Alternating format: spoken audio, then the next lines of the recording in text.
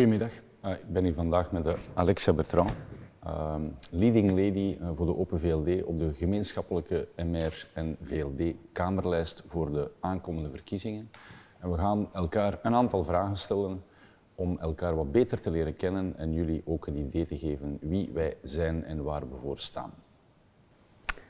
Ik zit hier samen met Frederik de Hucht, nummer 14 op de gezamenlijke lijst. MR Open VLD, maar vooral een fantastische ondernemer. Frederik zet 500 mensen aan de slag in Wallonië. Ik denk dat hij echt een visie heeft voor de politiek. Wat is de beste raad, Alexia, die je me kan geven met dat ik me nu in de politiek engageer? Ik denk dat dat een raad was, toen nog van Didier Reynders, en dat was pick your battles. Dus je moet echt kiezen waarvoor je strijdt. En als je weet, dit is voor mij van essentieel belang, je gaat nooit alles kunnen verwezenlijken, nooit alles kunnen doen. Dus je moet toch echt 1 of 2 of 3 strijden hebben en dat ook tegen de mensen kunnen zeggen van ik strijd hiervoor. En dan kan je ook wat efficiënter zijn, denk ik. Ja. Is dat een van de uitdagingen van de politiek, is efficiëntie? Ja, gigantisch. Hè? Het systeem is gewoon niet meer efficiënt. Hè? Het is te complex. Ik droom van het systeem te veranderen. En ik denk dat je het systeem wel kan veranderen zonder zelfs 1 wet te veranderen. Het gaat over de cultuur. Er zijn zoveel problemen vandaag in de politieke cultuur die je wel kunt aanpakken. En dus ja, dat is een beetje mijn droom. Het systeem is echt inefficiënt vandaag. Er zijn dingen die we al 20 jaar doen, die we gewoon anders moeten doen. En dat is ook een kwestie van goed bestuur.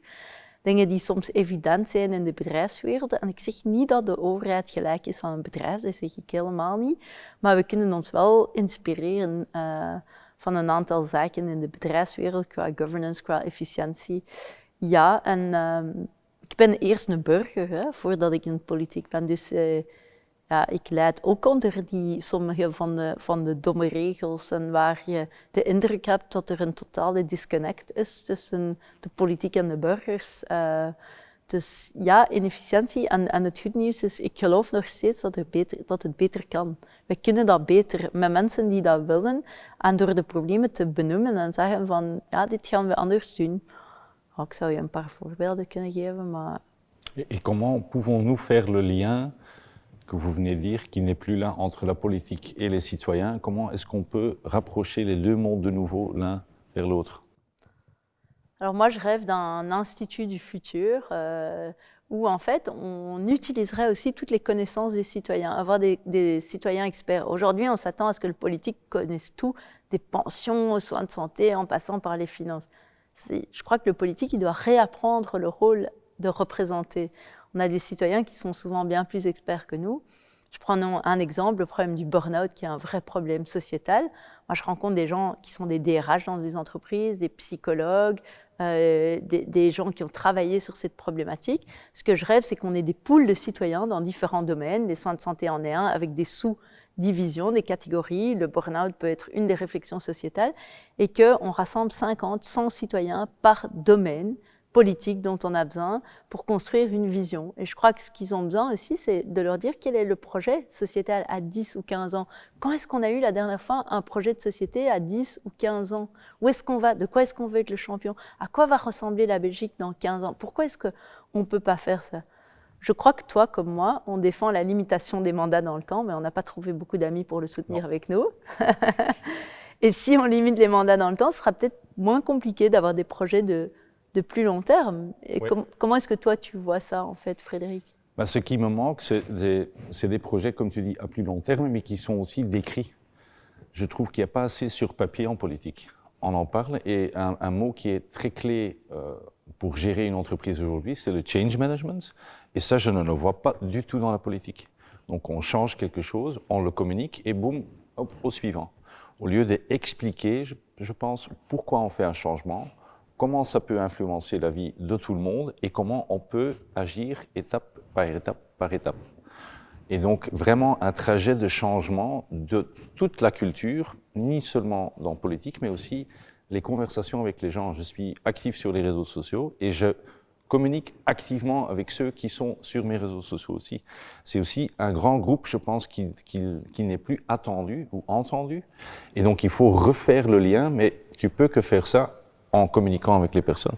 C'est vrai, et moi je trouve que chacun doit avoir un lien direct avec un politique. Il faut, aujourd'hui, les citoyens, quand ils ont un problème, ils ne savent pas à qui s'adresser. Mais il faut qu'ils puissent nous connaître et qu'on soit conseiller communal, échevin, député ou ministre. Moi, j'essaye vraiment de répondre à tout, qu'on me l'envoie par LinkedIn, les réseaux sociaux, Facebook, n'importe, j'essaie de répondre. Et ça, c'est vrai que ça reconnecte. Et je suis aussi d'accord avec ce que tu dis, il va falloir raconter une histoire. C'est ce que Obama disait quand il est venu parler, c'est quel est le monde de demain ? Écrire cette histoire de quelque chose qui n'existe pas aujourd'hui, mais qu'on voit, que ce soit pour Bruxelles, où on rêve voilà, d'une ville qui soit enfin une ville propre, d'une ville qui soit enfin une ville d'entrepreneurs. On a tellement de talents. De quoi est-ce qu'on va être champion à Bruxelles ? Là, on pourrait être champion de la finance durable, on pourrait être champion de la construction, tout ce qui est l'isolation du bâti, il y a tellement de travail là-dessus. On pourrait être champion dans tellement de domaines, mais personne ne met cette vision. Quels sont les écosystèmes qu'on va développer pour les citoyens, pour les entreprises, pour les gens? Dat vind ik eigenlijk ook een van de belangrijkste verschillen tussen de politiek en het bedrijfsleven, is het woord ambitie. Ambitie hebben in de politiek is bijna een vies woord, terwijl dat ik dat net een super positief woord vind. Ambitie, hoe kunnen we samen ergens naartoe gaan? En ik vind dat het in de politiek en in de individuele partijen vandaag ook een beetje een gebrek is aan ambitie. We durven eigenlijk niet meer echt zeggen waarvoor we staan.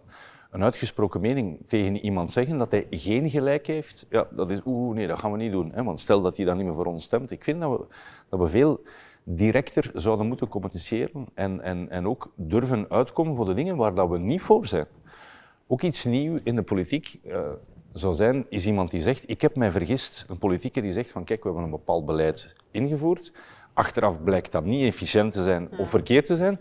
En dat iemand gewoon zegt van, ja kijk, we hebben geprobeerd, maar het is niet gelukt. Dat is waar, maar je hebt er twee dingen voor nodig. Eén, vandaag doen we veel meer aan beheer eigenlijk dan aan een visie zetten. Het is gewoon beheer, het is dus veel meer reactief dan proactief. En ik heb dat gezien, neem een voorbeeld, in Korea screenen ze alle mensen boven de 60 jaar, ze laten hen testen doen om te zien wat is het risico voor dementie bijvoorbeeld. En als ze zien, en ze kunnen dat zien met een aantal testen, dan moeten die mensen meer aan sport doen, meer een aantal oefeningen doen. Dat is heel een investering van de maatschappij rond preventie om echt hun vergrijzingsprobleem aan te pakken. Waar hebben wij hier zo een idee van hoe gaan we een aantal dingen preventief aanpakken? Daar gaat het over. Ja. Wat ik ook moeilijk vind, is, en ik denk dat dat ook een uitdaging wordt, zijn de verschillende generaties. En hoe communiceren die verschillende generaties onderling? En ik denk dat daar ook een rol is weggelegd voor de politiek om te communiceren terug, om die verschillende groepen. Hetzelfde met, ik ben geboren in Vlaanderen, ik woon al 25 jaar in Brussel en ik werk voornamelijk in Wallonië. En soms heb ik de indruk dat dat 3 verschillende landen zijn. Als je naar het nieuws luistert in Brussel, in Vlaanderen of in Wallonië, en we zijn maar een scheet groot. Hè? Dus hoe kunnen we terug die verschillende bevolkingsgroepen met elkaar kunnen doen communiceren? Ik denk dat dat ook een belangrijke uitdaging is. Dat is een heel goed punt.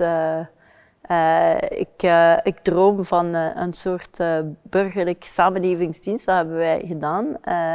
Ik denk dat wij daar echt iets missen om een collectief lot te creëren. De mensen moeten met elkaar spreken en ik denk dat de politici dat ook meer gaan moeten doen. Maar de vraag is, hoe doe je dat? Ik geloof niet zozeer in al die verschillende panels overal. We hebben dat geprobeerd in het Brussels gewest, maar uiteindelijk blijft dat heel gepolitiseerd. Ik denk dat wat we wel moeten doen, is expertise van de burgers leveragen en dan heel veel dingen doen op lokaal vlak. Daar ziet men dat het vertrouwen wel gebleven is in de lokale politici, want ja, die kunnen zich niet verbergen. Hè. Dus die staan nog hoog op de vertrouwenbarometer. En daar geloof ik dat er veel meer initiatieven kunnen zijn om die kloof te dichten tussen de politiek en de burgers. En voor de rest gaan we meer beleidsevaluatie moeten doen, zoals je zei.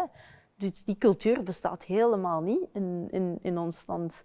We willen al extra maatregelen invoeren soms, voordat wij de huidige maatregelen hebben geëvalueerd. En dan als er een evaluatie komt en die is negatief, neem het voorbeeld van dat ziektebriefje. Hè. Nu mag je zo zonder ziektebriefje 3 dagen afwezig zijn. Wel, we hebben gezien dat het niet werkt. Het is een ramp voor de werkgevers. En toch willen sommige partijen dat uitbreiden of verdubbelen. Dat moet nu naar 6 dagen gaan. Dat is volledig verkeerd. Dat is gewoon geen professionele manier van te werken. En dat mis ik soms in de politiek. Wat meer professionalisme eigenlijk in een bedrijf mag men zich dan niet permitteren. Neem het voorbeeld van de gezondheidszorg.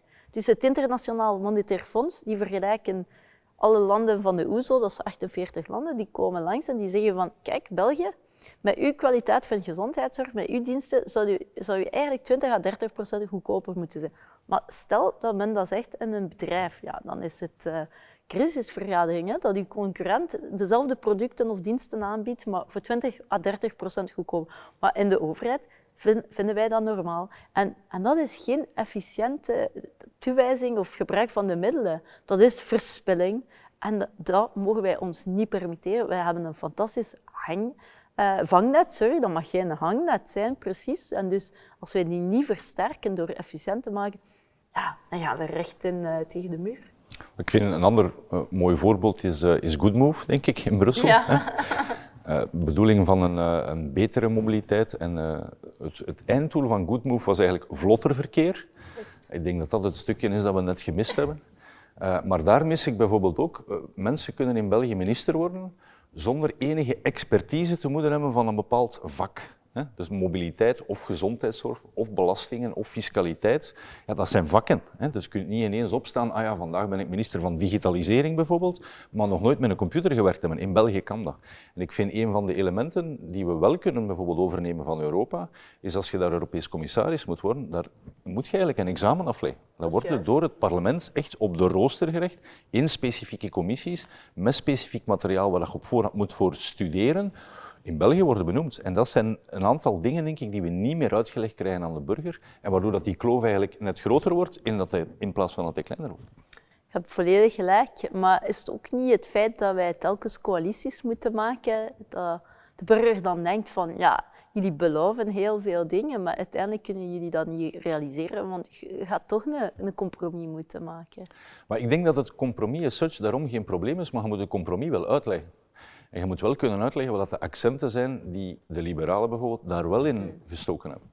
En ik denk, de traagheid van ons systeem is soms onze grootste vijand, maar de traagheid kan soms ook zorgen dat we net dat tikketje langer over iets nadenken.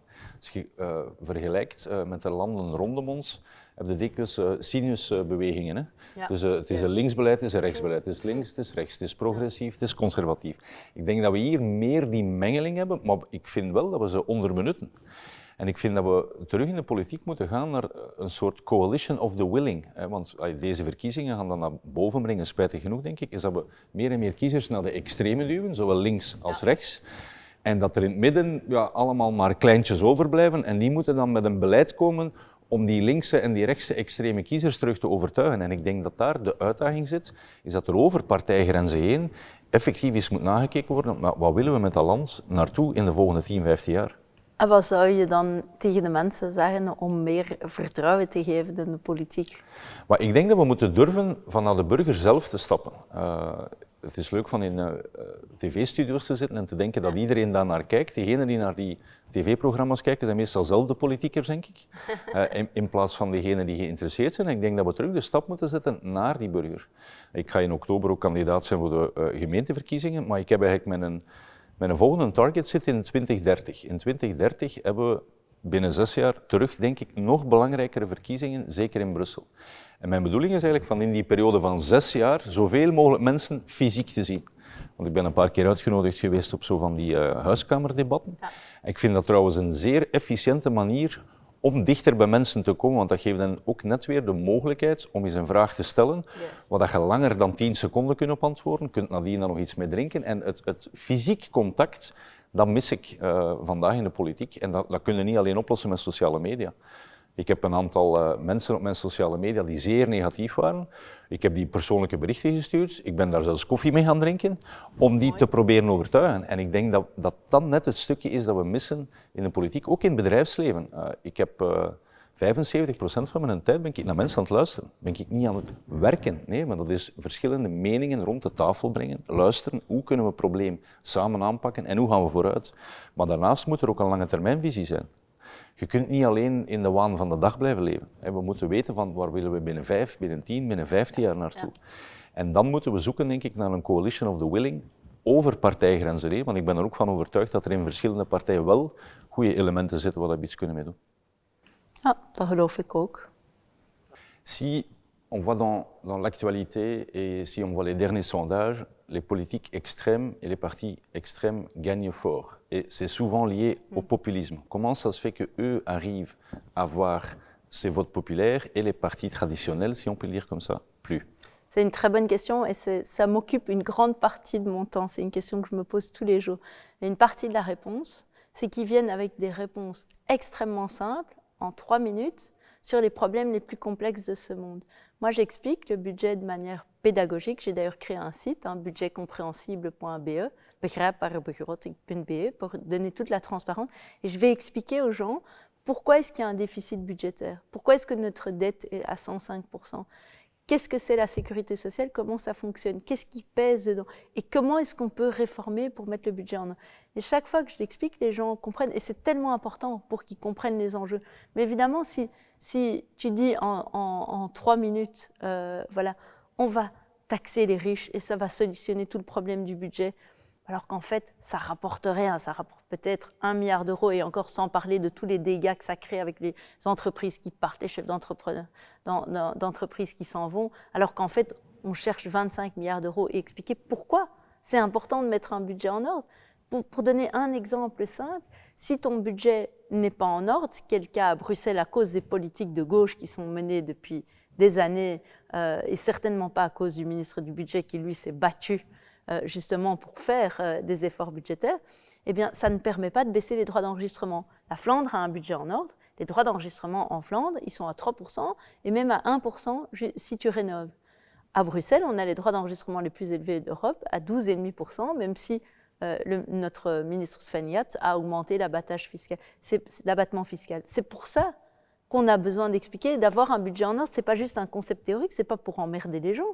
C'est pour qu'on justement on ait des marges. Si à la maison, dans un ménage, il n'y a pas les recettes et les dépenses qui sont en équilibre, ben, on ne va pas pouvoir acheter un vélo pour les enfants, on ne va pas pouvoir payer des vacances éventuellement ou un cours supplémentaire que l'un veut suivre. Donc c'est une évidence, mais c'est vrai que c'est plus simple de dire en 1 minute 30 qu'il faut faire des cadeaux supplémentaires, qu'on peut créer de la dette à l'infini et les gens le croient.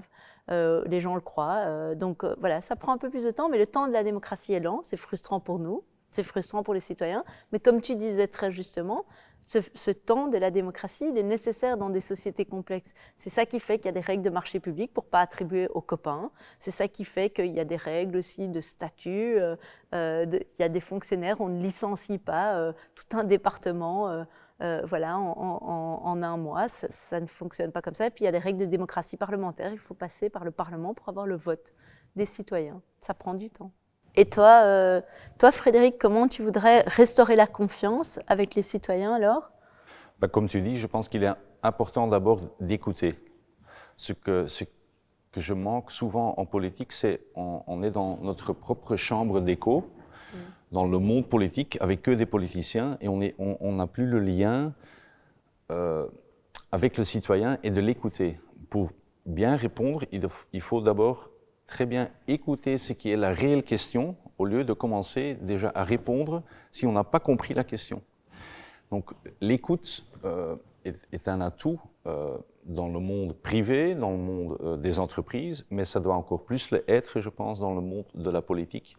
Et si on est confronté avec des questions où, comme tu viens de dire, la réponse est plus complexe, il faut oser de l'expliquer d'une manière complexe aussi et dire que ça ne se résout pas en 5 minutes, que ça va prendre du temps et qu'il faudra peut-être passer par un creux avant qu'on peut remonter.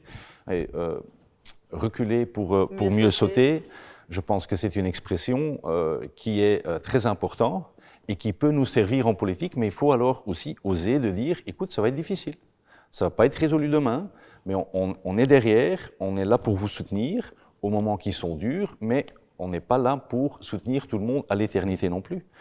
Le rôle de l'État, quelles sont les choses qu'un État doit faire et pas faire, c'est aussi une question qu'on devrait se poser en politique. Souvent, on regarde vers la politique quand ça va mal.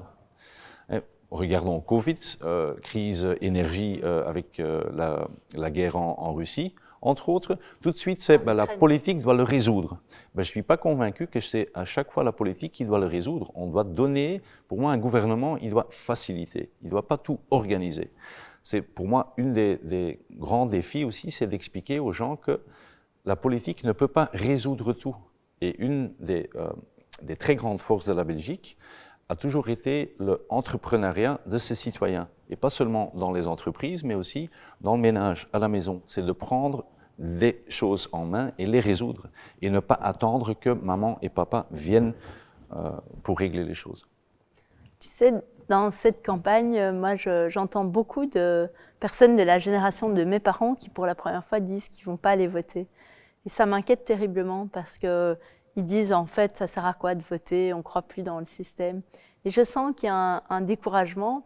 Et c'est désarmant parce que moi, j'ai fait de la politique justement parce que moi-même, je trouvais que je critiquais nos politiques. Je trouvais que ce n'était pas efficace. Et je me disais, mais je ne peux pas critiquer si je n'en fais pas moi-même. Alors, je me lance.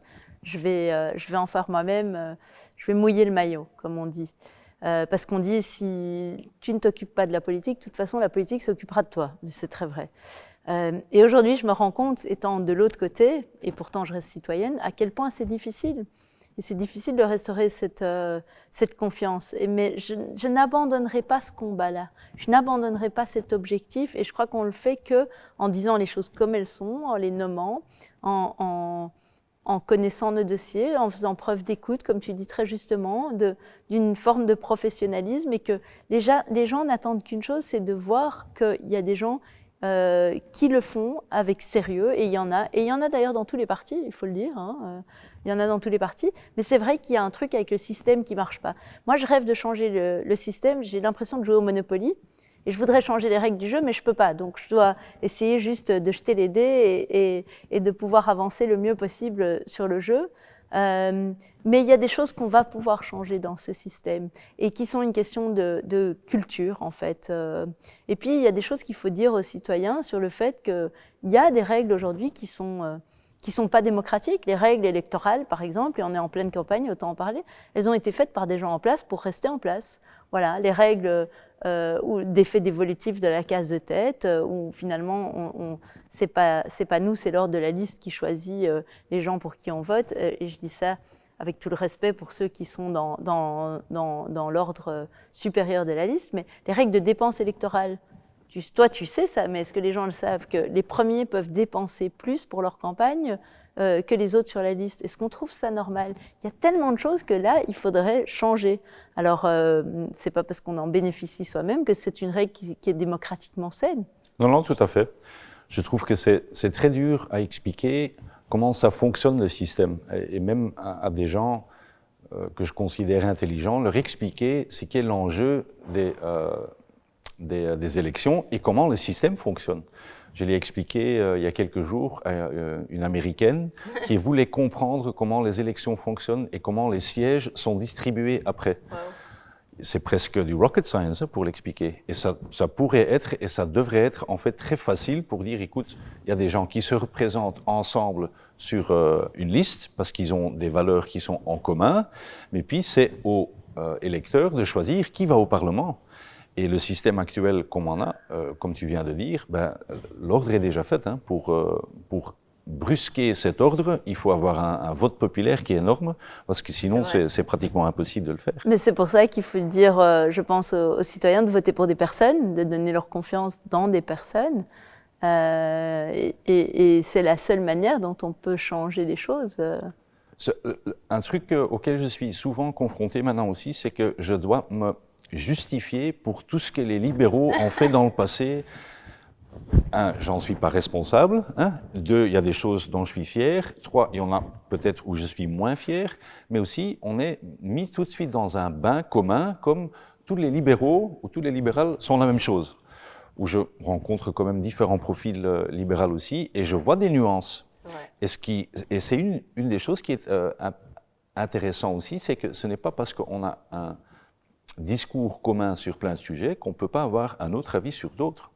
C'est vrai, je confirme que toi, tu ne ressembles encore à aucun libéral que j'ai rencontré, parce que tu as probablement le discours le plus cash que j'ai entendu jusqu'à présent, et je dois dire que ça me plaît assez bien, en fait, parce que tu oses dire « ça ne marche pas, ça, on doit changer, je suis pour la limitation des mandats dans le temps, j'ai vu ceci dans le monde de l'entreprise ». On peut s'en inspirer, même si on est d'accord tous les deux que la politique ne doit pas devenir la même chose que le monde de l'entreprise, mais il y a des bonnes choses. Et c'est vrai que tu as un discours orienté efficacité tout en restant très humain et à l'écoute. Mais c'est une des choses qu'on doit faire attention aussi, c'est garder l'authenticité des personnes. Ouais. Et comme tu viens de dire, tu ne votes pas pour une liste, tu votes pour une personne. C'est vrai.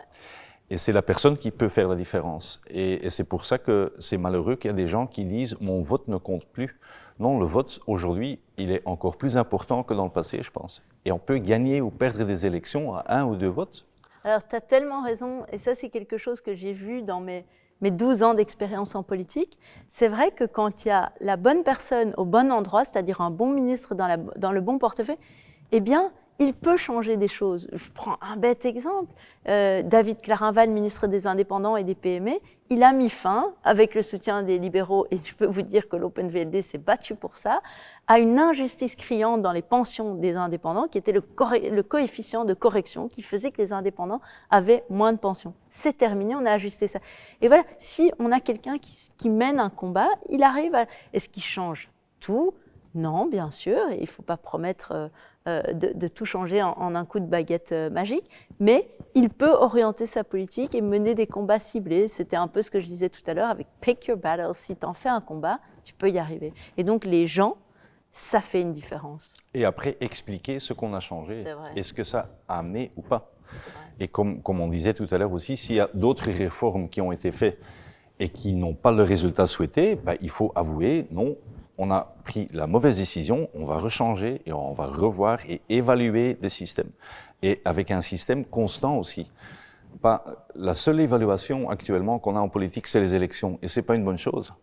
Parce que ça peut alors avoir des effets qui sont beaucoup trop importants par rapport à ce qu'on voulait vraiment changer. Et je pense que des moments d'évaluation pendant la période en Parlement et refaire est très important. Tellement juste, on a tendance à penser qu'il ne faut jamais rendre des comptes, que c'est un chèque en blanc. Ce n'est pas un chèque en blanc, il faut rendre plus de comptes en politique. Et puis moi, je rêve d'un système d'évaluation des députés, d'évaluation des ministres, qui soit autre que ce qu'il est aujourd'hui. Les députés, ils sont évalués sur le nombre de questions qu'ils posent, mais c'est tellement facile de poser des questions. Ils demandent à leurs collaborateurs de poser 30 questions, ils demandent 30 chiffres et c'est réglé. Et les ministres, pareil, en fait, on pourrait très bien, c'est assez audacieux, mais faire une évaluation des pairs. Moi, j'y crois. On sait dans un Parlement dire, pour tous les partis, qui sont les bons députés et qui ne fait rien. Qui est là juste pour pousser sur le bouton de vote. Et pour les ministres, tous les collègues savent qui sont les ministres qui pèsent, qui sont les ministres qui ne le font pas. Et je trouve que ce serait plus juste vis-à- sont du citoyen. Et avec toute leur bonne volonté, les journalistes ne savent pas toujours évaluer ça à sa juste mesure, parfois parce qu'ils sont orientés, mais parfois parce qu'ils ne sont pas non plus dans le cœur du réacteur. Et les résultats seraient parfois différents en termes d'évaluation. Et moi, je crois beaucoup à l'évaluation des pairs. Non, il n'y a pas ce risque qu'il y aura des revanches personnelles. Je ne crois pas à ça. On sait très bien dire, et tout le monde dirait, qui est de manière anonyme, évidemment, hein, qui est un bon ministre. Mais voilà, il faut oser importer des systèmes un peu plus créatifs, un peu plus novateurs. Et trouver les bons éléments dans le monde privé qu'on pourrait introduire en politique, mais d'autres fois aussi dans l'autre sens. Je découvre plein de choses en politique que je peux appliquer dans mon entreprise aussi. Intéressant. Tu as des exemples? Je trouve par exemple la constitution d'un programme politique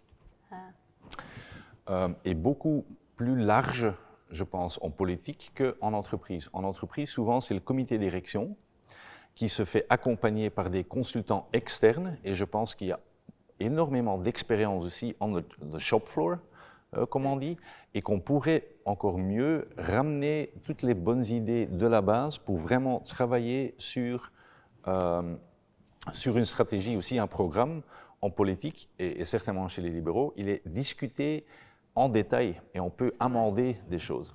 Et je pense l'élément d'amender quelque chose que la direction met sur la table dans une entreprise peut être très intéressant aussi. Dans l'autre sens,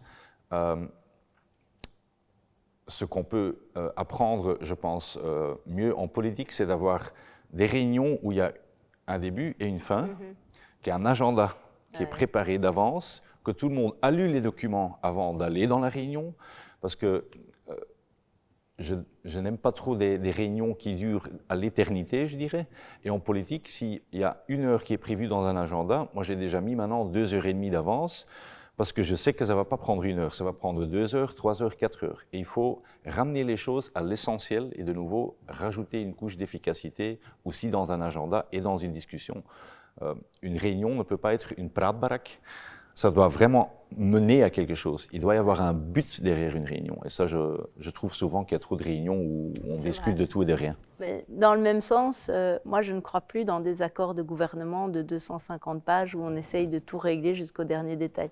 Moi, j'aimerais qu'on ait des objectifs, où est-ce qu'on veut être, qu'on ait ce qu'on appelle des KPIs et qu'on se dise, voilà, ça c'est où on doit arriver, et puis d'y travailler et de tester à échéance régulière, est-ce qu'on a rempli les objectifs, plutôt que d'essayer de négocier chaque bout de phrase et de regarder 2 ans plus tard, qu'est-ce qu'on voulait en fait dire là, plus personne en général le savait. Ou le contraire, quand il y a une discussion, toujours ramener la discussion vers l'accord du gouvernement. Mais non, ce n'est pas cet accord-là, c'est un accord qui a été constitué à un moment avec certaines personnes autour de la table et 2 ou 3 ans plus tard, ça ne veut pas nécessairement dire que toutes les conditions qu'il y avait il y a 2 ans sont encore là actuellement. C'est vrai, parfois les circonstances changent, on l'a bien vu dans la crise énergétique, on était dans une situation tout à fait inédite où l'accord de gouvernement ne pouvait plus être la base pour tout ce qu'on a fait. Et ça, c'est aussi quelque chose qu'on oublie souvent. Hein. Les 5 dernières années, on a eu 2-3 crises énormes. Hein. Pas seulement en Belgique, mais dans le monde entier. Le Covid, ça fait que 4 ans derrière nous, c'était quelque chose complètement nouveau. Et là, tout le monde, de nouveau, a regardé le gouvernement, qui a été bien géré, je pense. De nouveau, après, on peut dire, est-ce qu'on aurait dû faire A, B, C au lieu de D, E, F? Oui, mais dans la généralité, ça a été bien mené et bien géré. C'est oublié. La crise énergétique, on a donné les moyens aux personnes pour encore avoir l'électricité dans leur maison. On a géré les choses, mais on n'ose pas non plus réexpliquer ça. Une des raisons qu'on a une dette qui a explosé, le Covid et l'énergie, ça a coûté de l'argent. C'est vrai, tu as tout à fait raison. Et voilà, ça prend du temps. On oublie tous très vite. Hein. On oublie dans quelles conditions on était il y a 4 ans, dans quelles conditions ce gouvernement s'est formé. La réalité, c'est que chacun a pris ses responsabilités et a formé un gouvernement en plein Covid. Et du coup, il fallait que ça aille vite. Et il n'y avait pas réellement le temps de discuter à l'époque des réformes, des grandes réformes qu'il faut faire. Réforme du marché du travail, réforme des pensions, etc. Et je pense qu'une fois que les crises avaient été passées, et comme tu dis, elles ont été bien gérées, tout le monde s'est dit, ça y est, maintenant, ils vont réformer. Mais en fait, l'accord de gouvernement, à ce moment-là, ne l'avait pas prévu. Exactement. Et donc ne donnait pas cette latitude. Et je pense qu'ici, pour les prochaines élections, tout le monde se rend compte que le défi, ça va être vraiment de réformer notre système. Pourquoi ? Pour protéger en fait notre sécurité sociale, notre filet social qui est extraordinaire en Belgique. J'espère que tout le monde se rend compte de ce qu'on a comme filet social. Ça ne veut pas dire qu'il n'y a pas des gens dans des difficultés, mais ça veut dire qu'on a quand même un système extraordinaire, mais il va falloir le protéger, le préserver, le renforcer.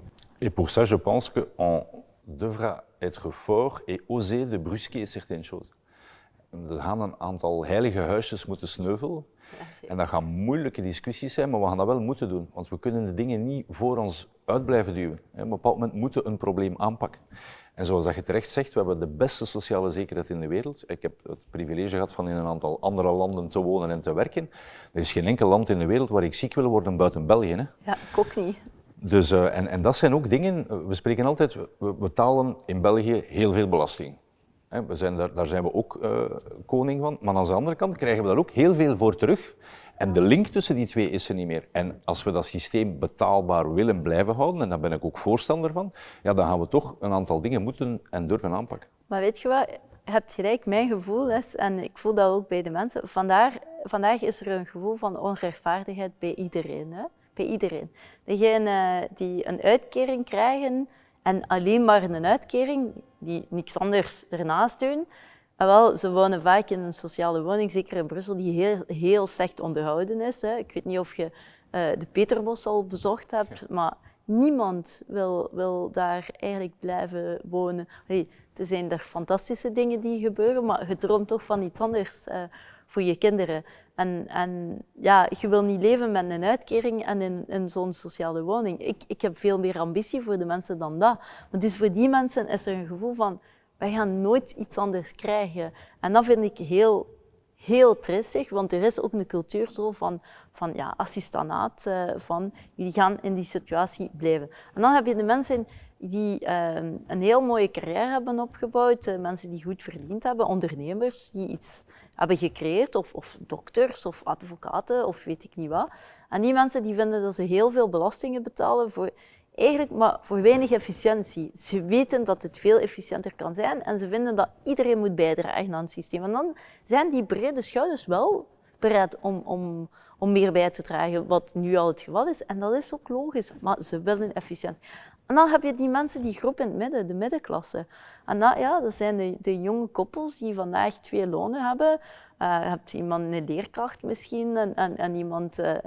een bediende en die kunnen geen appartement of geen huis meer kopen, zeker niet in Brussel, met 2 lonen, omdat wij veel te snel, veel te hoog belast worden. Je hebt 90% van de mensen in dit land die betalen 45% belastingen, die zitten in die schijf. En dan met heel hoge registratierechten. Dus hoe kan je dan iets kopen? En dat is wat echt moet veranderen. Werken moet weer lonen. En voor die mensen wil ik eigenlijk strijden. En eigenlijk voor die 3 categorieën, want die hebben allemaal gelijk. Het moet efficiënter. Ja, ik heb meer ambitie dan een uitkering en een sociale woning. Ah ja, die middenklasse, die verdient om echt iets te kunnen doen met hun leven als ze allebei werken. En ze moeten minder belast worden. Ja, en ik denk ook dat... Het is niet een of-verhaal. Ik denk dat we en minder belastingen kunnen heffen, maar daar ook meer mee doen. Ja. Een voorbeeldje, als je op 100 belastbaar inkomen 20% belastingen heft, dan heb je 20 over. Stel dat we die 100 doen groeien naar 150 en we doen de belastingen zakken naar 15%, hebben we 22,5 en dan hebben wij het nog meer dan initieel. Dat is ook een stukje dat ik mis in de politiek, is wij hebben geen marketing van ons eigen systeem. Wij investeren niet om uit te leggen, als we samen meer hebben, dat we dan minder moeten doen. En dat is een concept. Elk bedrijf probeert zijn omzet te doen groeien.